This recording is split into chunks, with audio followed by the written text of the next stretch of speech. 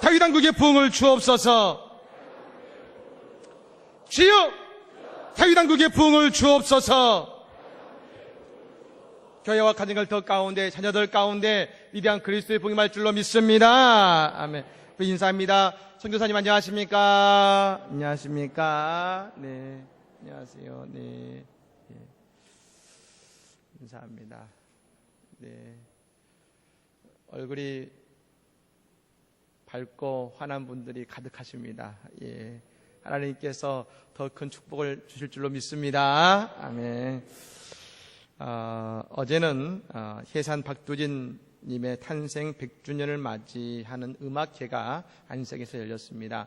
안성의 자랑이시고 어떤 안성의 어떤 그 깊은 어떤 시심을 가지고 일제 시대부터 총독파 시인으로서 현대 이르기까지 많은 시와 산문을 통해서 우리들에게 좋은 어떤 글과 그 마음을 전해주셨던 박두진 님의 그 기념하는 음악회를 다녀왔습니다. 박두진 님은 사실 평생 신앙 일념으로 살아오신 분이시죠. 그분이 사실은 기독교 신앙을 받아들이게 된 데에는 그의 누님이신 박만순 님의 영향이 컸다고 그럽니다. 그 누님이 그 박만순 님께서 청주에 있는 제사 그 공장의 직공으로 일하고 계셨는데 그 동생인 박두진 님을 위해서 3일에 한 번씩 편지를 썼다 그럽니다. 근데 그 편지의 내용은 다 이 복음을 전하고 신앙의 내용이 들어 있었고, 그 편지를 읽은 이 박두진 님께서 그것을 읽고 또한 그것을 답장을 보냄을 통해서 복음과 더불어 문학적인 소양을 길렀다는 이야기가 있는 것이죠. 그리고 19살 때에 의류문화사회에 취직한 박두진 선생님은 스스로 교회를 찾아가십니다. 그때의 심정을 어느 산문에서 이렇게 고백하고 있습니다. 모든 문제를 해결할 수 있는 유일한 길로 나는 종교, 신앙의 길을 택하기에 이르렀고, 비 내리는 어느 주일에 스스로 찾아가 기독교 교회의 문을 두드렸다. 그 이후로 박두진님은 단 한 번도 흐트러짐 없이 평생을 하나님을 섬겼던 분이십니다. 그래서 그분의 시 가운데서도 그 신앙의 시, 믿음의 시가 참 많습니다. 어제 그 음악회에서 저 고독이라는 그 시를 가지고 음악을 붙여서 소프라노가 아름답게 그 노래를 불렀습니다만, 제가 오늘 그 저 고독이라는 시를 읽어드리고 말씀을 시작하고자 합니다. 저 고독, 당신을 언제나 우러러 배웁지만 당신의 계신 곳을 알지 못합니다. 당신의 인자하신 음성에 접하지만 당신의 말씀의 뜻을 알 수 없습니다. 당신은 내게서 너무 멀리에 계셨다가 너무너무 어떤 때는 가까이에 계십니다. 당신이 나를 속속들이 아신다고 할 때 나는 나를 더욱 알 수 없고, 당신이 나를 모른다고 하실 때에 비로소 조금은 나를 압니다. 이 세상 모두가 참으로 당신의 것, 당신이 계실 때만 비로소 뜻이 있고, 내가 나일 때는 뜻이 없음은 당신이 당신이신 당신 때문입니다. 나는 당신에게서만 나를 찾고 나에게서 당신을 찾을 수 없습니다. 밤에도 낮에도 당신 때문에 사실은 울고 나 때문에 당신이 우시는 것을 압니다. 천지에 나만 남아 나 혼자임을 알 때 그때 나는 나를 주체할 수가 없습니다. 어디로도 나는 나를 가져갈 수가 없습니다. 아름다운 시를 남기신 겁니다. 사랑하는 여러분, 다윗의 찬양은 기도였고 그 기도는 또한 한편의 아름다운 시가 되었습니다. 오늘 우리의 기도도 마찬가지인 것이죠. 하나님은 그 시도를 우리의 기도를 한편의 아름다운 시가 되게 하시고 그 아름다움이 우리의 삶의 열매로 맺히게 하실 것입니다. 오늘 또 우리의 기도를 하나님의 아름다운 시가 되게 하시고 아름다운 열매를 맺게 하시는 하나님의 풍성한 은혜가 오늘 또 우리에게 임하기를 간절히 축복합니다. 뉴욕에 있었던 재미난 일이, 희한한 일이 있었습니다. 한 부부에게 어느 날 인기 있는, 여러분 뉴욕에는 이 브로드웨이 쇼가 유명하지 않습니까? 대단히 인기 있는 브로드웨이 쇼 티켓 2장이 배달된 겁니다. 근데 거기는 누가 보냈는지 이름이 나오지 않고 그냥 티켓이 왔습니다. 그래서 거기에는 간단한 이런 메모가 있었습니다. 이 쇼를 즐기며 즐거운 시간을 보냈으면 좋겠습니다.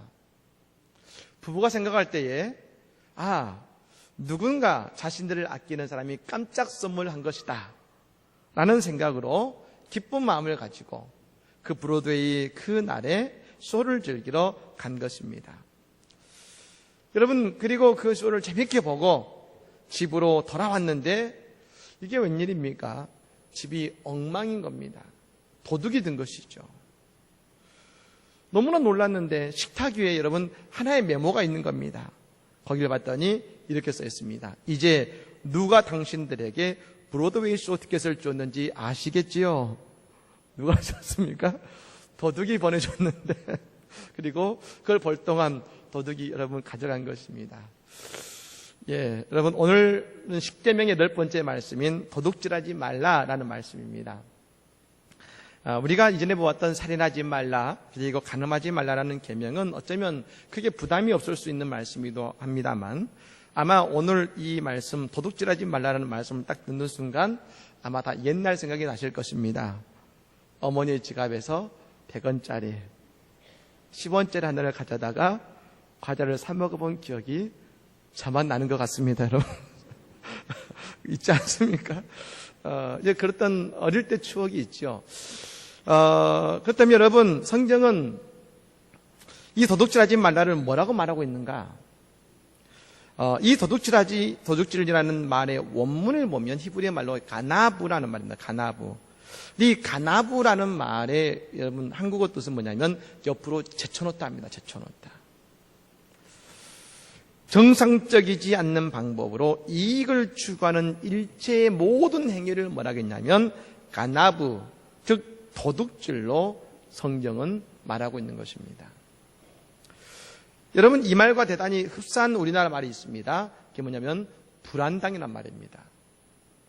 불안당이란 말의 뜻은 땀을 흘리지 않고 이익을 추구하는 무리를 말하는 것 아니겠습니까? 즉 수고와 노력 없이 이 많은 이익을 얻는 것을 성경은 곧 도둑질이라고 말을 하고 있는 것입니다. 사실 요즘 시대에 많은 사람들이 많은 일은 하지 않고 많은 것을 얻기를 원합니다. 그 대표적인 두 가지가 있는데 그것이 뭐냐면 첫 번째는 도박을 하는 것이고 두 번째는 여러분 그 복권에 당첨되기를 바라는 것이죠. 이 두 가지를 하나님이 기뻐하시지 않는다는 것을 우리는 어떻게 할 수 있냐면 그 결과를 보면 알 수 있습니다. 도박에 미치거나 어마어마한 복권에 당첨된 사람들의 결과는 거의 다 그 끝이 비슷합니다. 여러분 저는 도박을 해서 부자가 되었다는 사람을 본 적이 없습니다. 도박의 끝이 좋았다고 말하는 사람을 본 적이 없습니다. 또한 복권에 당첨되어서 잘 살게 되고 행복한 가정을 이루었다는 말도 저는 잘 들어보지 못했습니다. 여러분 우리나라뿐 아니라 전 세계적으로 복권에 당첨된 사람들의 대다수를 10년 후에 봤더니 어떻게 되냐면 가정에 불화가 있어서 가정이 깨지고 있던 재물 다 사라져서 이전에는 여러분 그나마 직장 생활을 하면서 그나마 생활은 안정되게 되고 먹고 살만 했는데 이제 모든 것을 다 잃어버리고 가진 것이 없는 여러분 이전보다 더 못한 처지가 된 사람들이 대다수였다는 것입니다. 도박도 복권도 그 결과는 언제나 똑같았다는 것이죠. 여러분 그래서 시편 128편 1절과 2절의 말씀에 하나님은 이렇게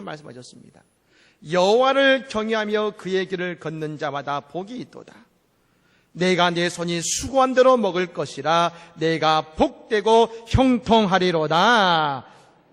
여호와를 경외하는 자의 삶은 어떤 삶이냐? 그 손이 수고한 대로 사는 인생, 그리고 그 손이 수고한 대로 반드시 먹게 되는 형통의 복을 누리는 것이 바로 여호와를 경외하는 삶의 삶이라는 것입니다. 사랑하는 여러분, 오늘 이 시간 예배하는 주의 모든 성도들이 다 수고한 대로 먹게 하시는 하늘의 복, 복되고 형통케 하시는 하늘의 복이 임하기를 간절히 축복합니다. 여러분, 우리는 도둑질이라 하지 말라는 말을 사실 별로 큰 뭡니까? 죄라고 생각지 않을 때가 많습니다. 많은 돈을 도둑질하면 모를까? 나쁜 짓이기도 하지만 크게 죄책감을 가지지 않는 경우가 많습니다. 근데 여러분, 우리가 알아야 되는 한 가지가 있습니다. 우리 옛 속담에 바늘도둑이 서도둑 된다는 말도 있긴 합니다만, 여러분, 에덴 동산에서 아담과 하와가 저지른 죄가 뭐냐? 하나님이 에덴 동산을 지으신 이후에 아담과 하와에게 그 모든 것을 다 주셨습니다. 다 내 거다. 마음껏 누리고 살아라. 그런데 단 한 가지, 선악과는 내 것이다. 이건 먹으면 안 된다. 하나님은 그 에덴 동산에서 모든 것을 다 주셨지만 하나님과 인간이 구분되는 유일한 한 가지로 선악과를 구별하셨습니다. 그런데 인간이 하나님 몰래 그 선악과를 따먹는 도둑질을 한 것입니다. 또한 예수님께서 나사로의 집에 가셨을 때에 그 여동생 마리아가 지극히 비싼 향유 한 근을 가져다가 예수의 발과 머리에 붓고 자신의 그 머리털로 예수의 발을 닦자 온 집안에 향유 냄새가 가득했다겠습니다. 그런데 그 모습을 보고 제자인 가롯 유다가 마리아를 꾸짖습니다. 아니, 이 향유를 팔아서 가난한 자들에게 나눠주면 좋았을 텐데 왜 이 비싼 향유를 낭비하느냐? 근데 여러분, 이 가롯 유다의 마음에는 어떤 마음이 숨어 있었을까? 요한복음 12장 6절 말씀, 특별히 공동 번역에 보면 이걸 아주 잘 표현해놓고 있습니다. 유다는 가난한 사람들을 생각해서가 아니라 그가 도둑이어서 이런 말을 한 것이었다. 그는 돈주머니를 맡아가지고 거기 들어있는 것을 늘 꺼내 쓰곤 하였다. 여러분, 왜 유다가 마리아에게 그런 말을 했는지 아십니까? 그 향유의 돈을 그 돈주머니에 넣어두면 자신이 마음대로 쓸 수 있는데 그럴 수 없기 때문에 마리아를 꾸짖은 겁니다. 즉 유다를 성경은 도둑이라고 말하고 있는 것이죠. 그렇습니다. 성경이 말하는 여러분, 도둑은 단순하지 않습니다. 어린 마음에 어머니의 지갑에서 통주나를 가져가는 그런 것이 아니라는 것입니다. 요한복음 10장 10절의 말씀에 예수님은 이런 말씀하셨습니다. 우리가 같이 한번 읽겠습니다. 시작. 도둑이 오는 것은 도둑질하고 죽이고 멸망시키려는 것뿐이요 내가 온 것은 양으로 생명을 얻게 하고 더 풍성히 얻게 하려는 것이라. 아멘. 믿으십니까? 예수님은 우리에게 생명을 얻게 하시고 더 풍성히 얻게 하심을 믿으시기를 바랍니다.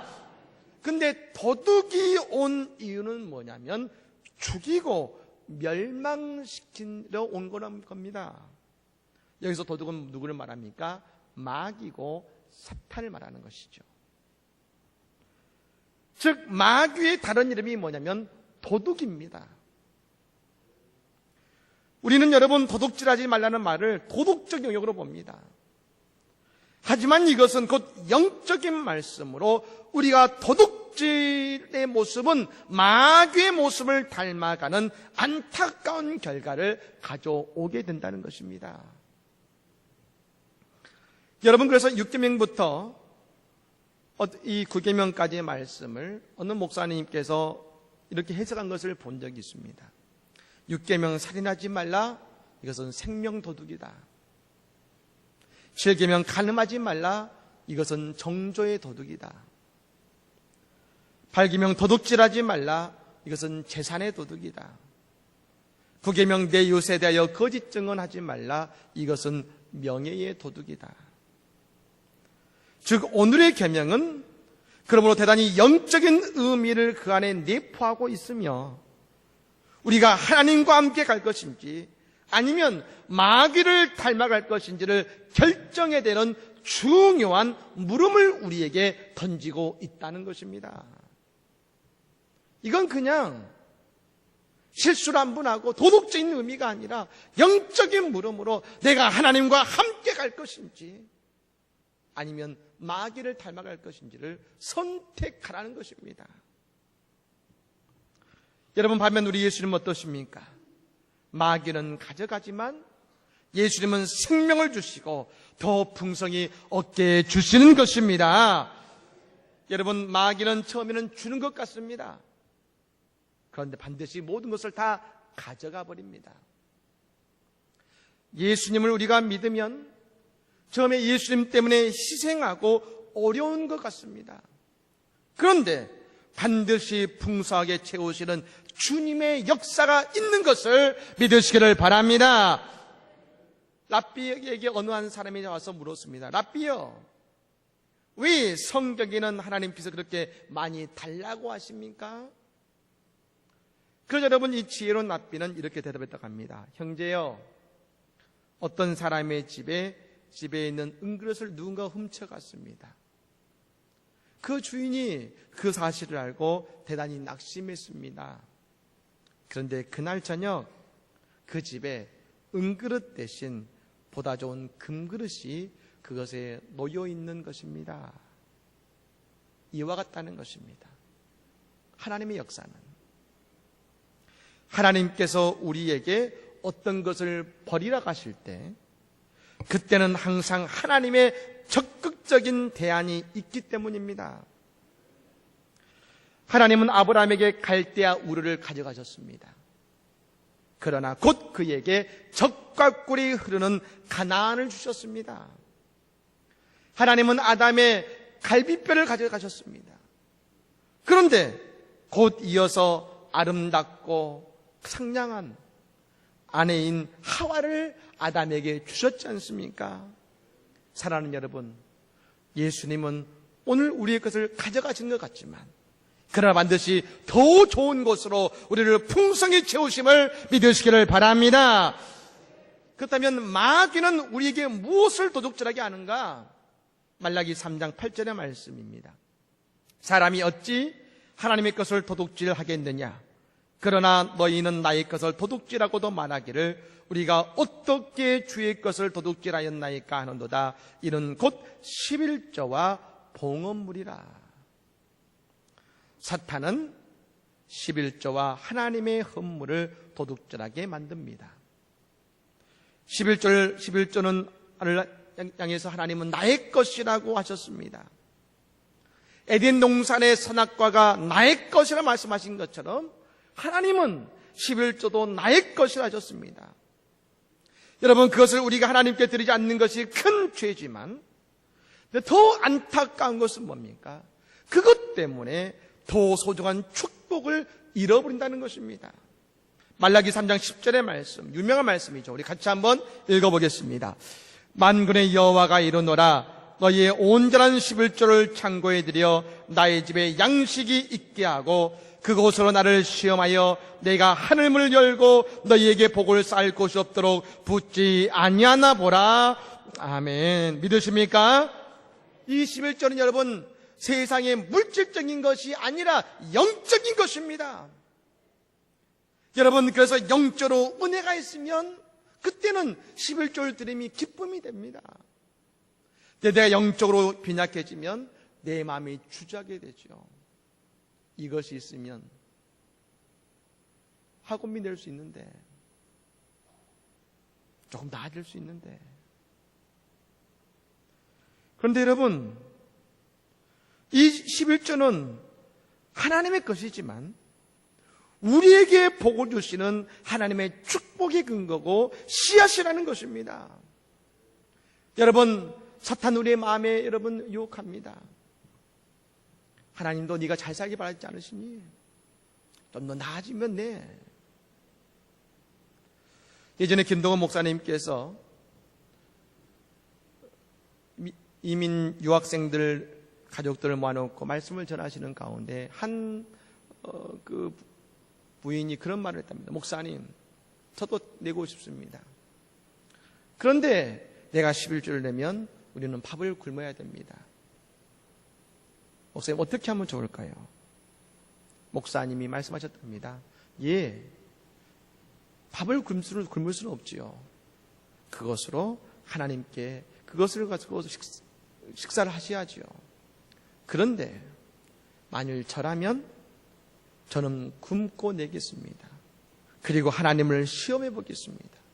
내가 굶는지 굶지 않는지.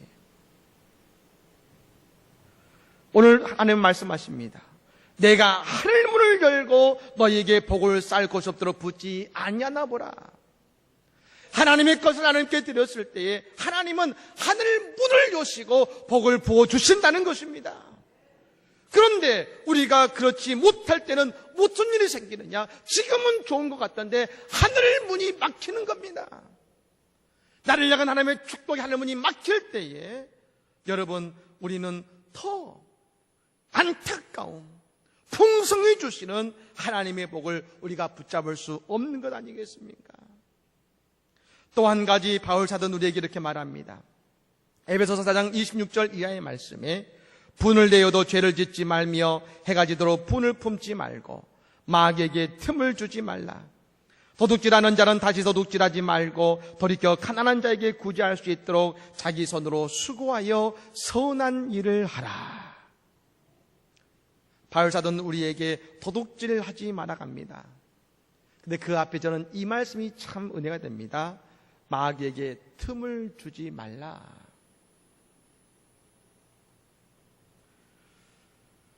여러분, 그리고 바울 사도는 말합니다. 도둑질하는 자는 다시 도둑질하지 말고. 바울 사도의 깊은 통찰력이지요.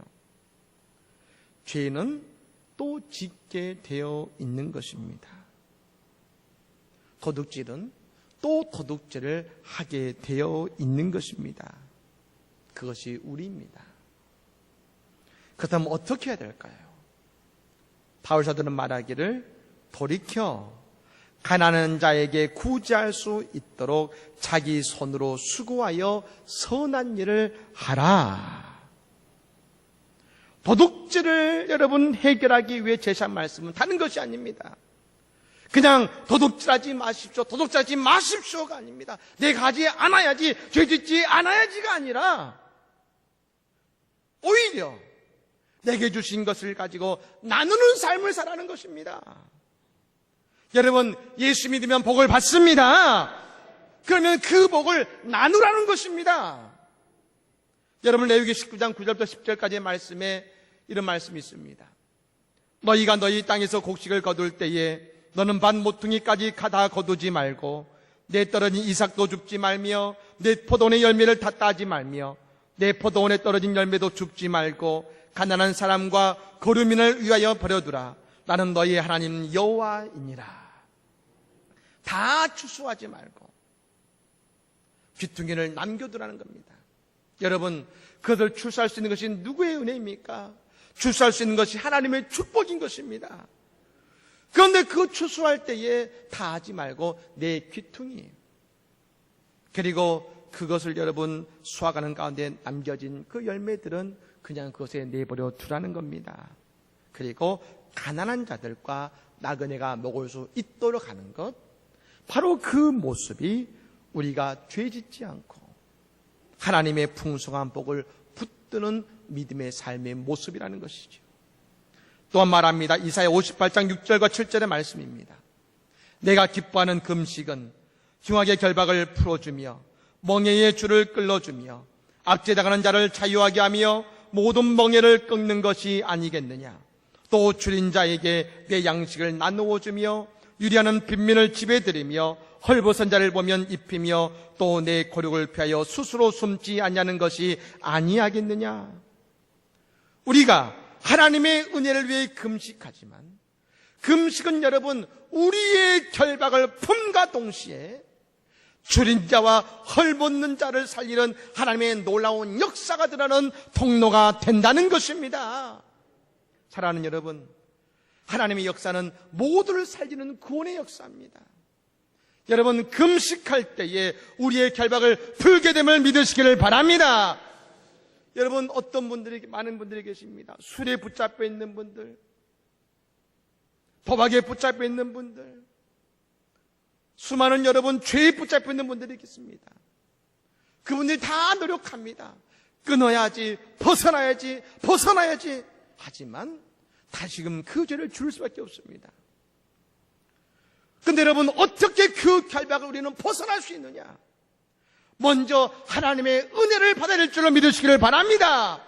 은혜 받고 그 받은 은혜를 가지고 여러분, 우리 주위에 줄이고 헐벗고 연약한 자들을 돕는 인생을 살아갈 때, 연약한 이들을 돕는 섬김의 삶을 살아갈 때, 우리는 나를 붙잡고 있는 모든 결박을 끊어버리고 나는 더 이상 죄짓지 않고 술과 하나님 그런 도박에 붙잡히는 인생이 아니라 하나님의 복된 인생을 살아가는 성도가 될 줄로 믿으시기를 바랍니다. 이와 같이 우리가 도둑질을 통해서 영적으로 병들고 마귀에게 우리의 인생의 주권을 빼앗기는 것이 아니라 하나님의 것인 11조를 온전히 하나님께 드리며 또한 어려운 이웃을 구제하는 선한 손길이 되는 축복의 인생이 되기를 하나님은 원하시고 계시는 것입니다. 우리가 기도하는 이 두 손으로 어려운 이웃을 살리고 이 두 손으로 하나님과 함께 구제하는 하나님의 손길이 되는 것. 하나님은 이 손길을 우리에게 원하고 계시는 것입니다. 사랑하는 여러분, 더 이상 세상의 것을 찾기 위해 붙잡는 인생이 아니라 하나님을 바라보고 그 하나님이 주신 은혜의 복을 축복의 통로가 되어서 어려운 이들을 돕고 그들을 일으키는 하나님의 구원의 손길, 축복의 손길이 됨을 통해 우리의 인생에 더 큰 은혜를 부으시는 하나님의 축복을 경험하시기를 바랍니다. 이 놀라운 복을 경험하는 모든 성도들의 삶이 되기를 우리 주 예수님의 이름으로 간절히 축복합니다.